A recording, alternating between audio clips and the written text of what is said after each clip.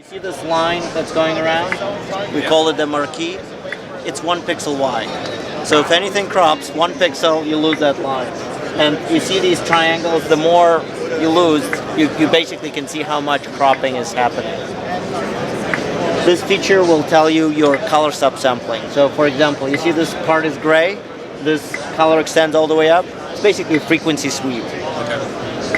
This is 422. If it's 420, this would be gray, this would be gray. Actually have a demo. We have encoded version of this. Gray, gray. So very easy to see. Chances are you are recording in 420, so you may not be able to see the difference. Actually, the other one, it does show. All right, well. I'll prove it. Look at that. This is a feature to detect whether you're getting 10 bits through.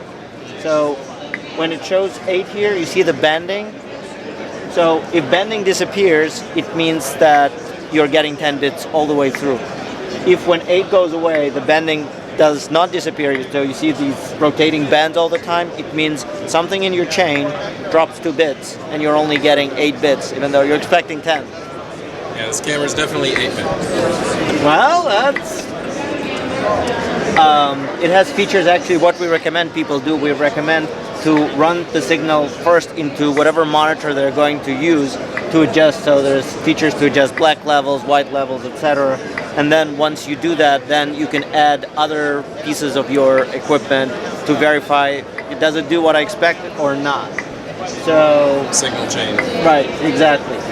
This feature allows you, so these are smoothly accelerating diamonds. We call this feature the lava lamp for obvious reasons.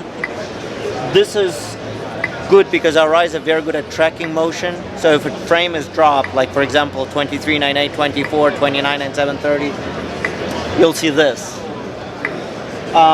If you're going to do 5994 or 60 and say something is dropping every other frame, on a lot of natural content, unless you have pans, in which case it's easier to see. In many cases it might be tough to see. With this, each slot here that lights up is a frame, or for interlace it's a field.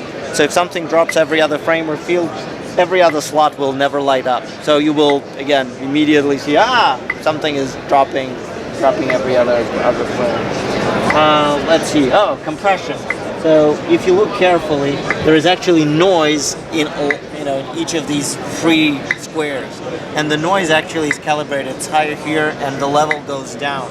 Low-level noise is difficult to compress or preserve. Noise in general is difficult to compress. So this feature, there is a set of different frequencies at different amplitudes. So as the bit rate is changed, you basically lose more and more of these squares. So the idea is you set up your system, everything works as intended, and now somebody touched the settings. Dial the bit rate down, change it to low latency mode. On natural content, I saw more macro blocks, I'm seeing more macro blocks in the grass today. Well, that's ambiguous. You see it, I don't, or vice versa. With this, essentially, some of these frequencies no longer will make it through your system. So, yesterday I was getting 540 lines at 6 bits. Today I'm only seeing 540 lines at 4 bits. So it tells you, something happened, somebody changed the setting, a firmware update changed how the encoder behaved, that kind of a thing. There are a bunch of other features. Let's see. Frequency sweeps. So one is in linear light, one is in code value space. So one is basically gamma corrected, one is not. Why there are two? This one allows you to see if your monitor gamma is adjusted correctly. So on a reference monitor, you would not see my ray patterns here at all. This allows you to see if something in your chain scales down. So for example, someone says, we process everything at 1080p. If they go, maybe by mistake, something goes down to 720p, does the processing there, goes back up. You would either see aliasing here, array patterns, or you would see this grayed out if they do correct filtering. But either way, you would be able to detect that. It has other features, but you get the idea. Right. So when I came up, you said one of the unique things is that this is like calibrated for your eye versus for the camera. So how did you guys come up with that? So my colleague, this gentleman, is the developer of this. He been in this business for a long time, has both analog and digital background. And basically when he was designing this, he said, let me think, what are all the different things that could go wrong in digital video? And because he's had experience with a lot of these errors, he knew what content can visually show you what happens. He was able to come up with synthetic pattern that would show these different features. So it's both having the background and the experience, really. Sure. What's the QR code about? So for people who want basically to see, I forgot how to read this, how to read that. You point your phone at this, it takes you to our website. There are videos that describe how to use each different feature. So basically video tutorial or video help.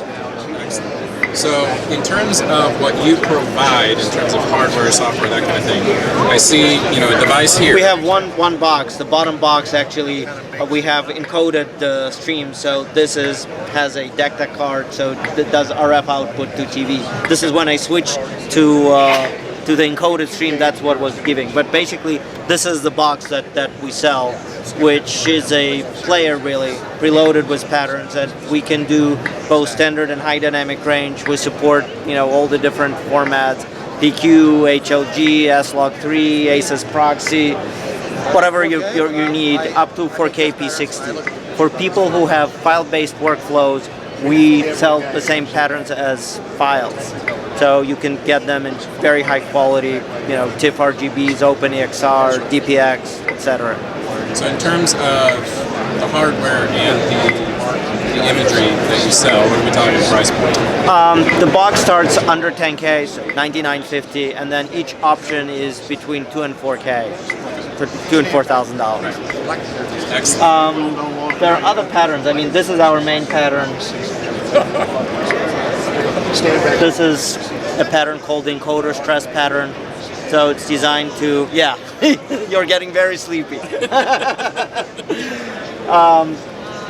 It's designed to basically help distinguish encoders whether they do a decent job of allocating bits without breaking down.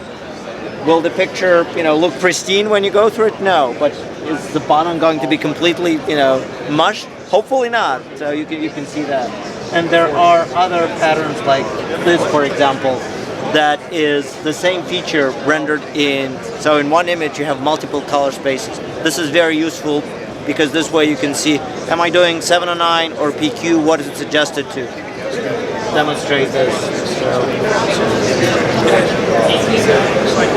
any day now. You look at this, you'll never confuse this with this. This looks right, this does not look right. And if I switch back to the HDR mode, you'll never confuse this with that. So visually you get an indication. It's also useful for people who do conversion from SDR to HDR or back, or from one HDR format to another. And there are a number of other patterns for in-depth HDR testing. Excellent. So if they want more information, where do they go? You can go on our website, search for Sarnoff Visualizer, and there is a contact form there.